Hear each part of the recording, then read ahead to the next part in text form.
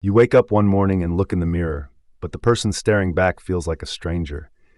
Not because you've changed physically, but because you can't remember the last time you were truly yourself. Meet Ferdinand Waldo Demara Jr., history's greatest imposter. He successfully became a naval surgeon, a lawyer, a prison warden, and dozens of other identities throughout his life. But here's the terrifying part. He didn't just fool others.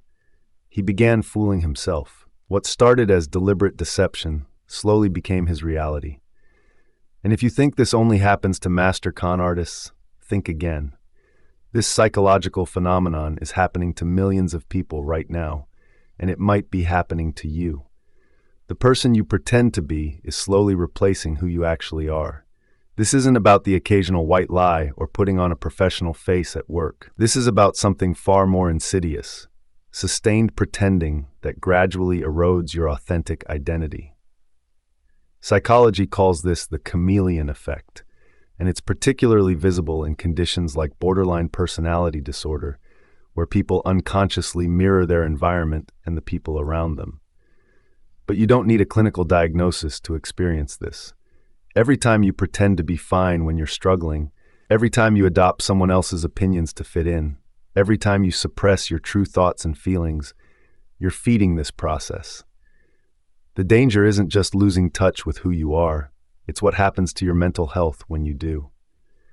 Identity disruption creates a disconnect between your past, present, and future selves. You feel fundamentally lost, experiencing what researchers describe as temporal fragmentation.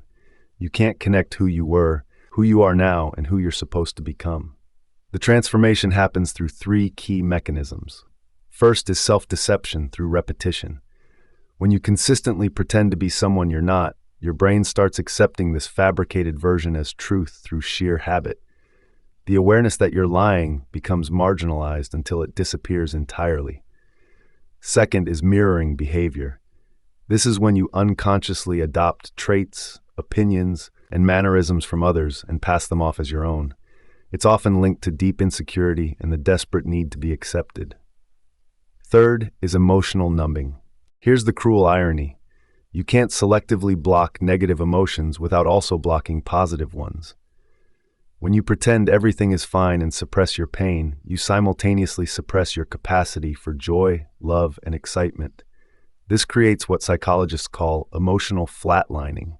You go through life feeling fundamentally disconnected from your own emotional experience. The result is identity incompatibility, where different aspects of who you think you are conflict with each other, creating measurable negative effects on your mental health. Let's look at how this plays out in real life. Sarah, a college student, finds herself adopting different personalities with different friend groups. With her studious friends, she pretends to love academics. With her party friends, she acts carefree and spontaneous.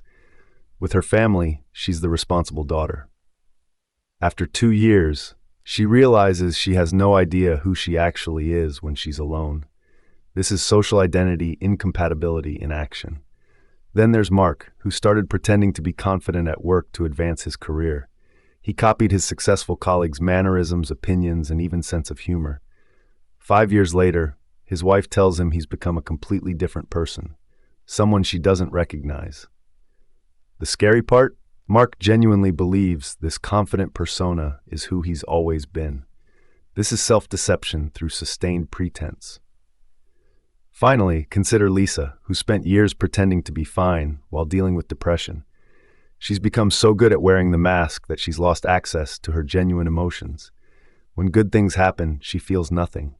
When bad things happen, she feels nothing. She's achieved emotional numbing so complete that she describes feeling like she's watching her life through glass. Recovery from identity loss involves what psychologists call identity reconstruction. This happens in 4 stages: disorganization, exploration, integration, and construction. First, you must acknowledge that you've lost touch with your authentic self. This creates temporary chaos, but it's necessary. Second, you explore who you really are through self-distancing techniques, viewing yourself from an observer's perspective to reduce emotional reactivity. Third, you integrate your experiences rather than disowning them. Your struggles, your pain, your mistakes, they're all part of your authentic story. Finally, you construct a new, integrated identity that honors your complexity. Creative expression becomes crucial here. Art, music, writing, and storytelling can access emotions and truths that rational analysis can't reach. The goal isn't to become someone else entirely, but to become more fully yourself. This means accepting that authenticity isn't about being perfect or consistent. It's about being honest about your contradictions, your growth, and your humanity.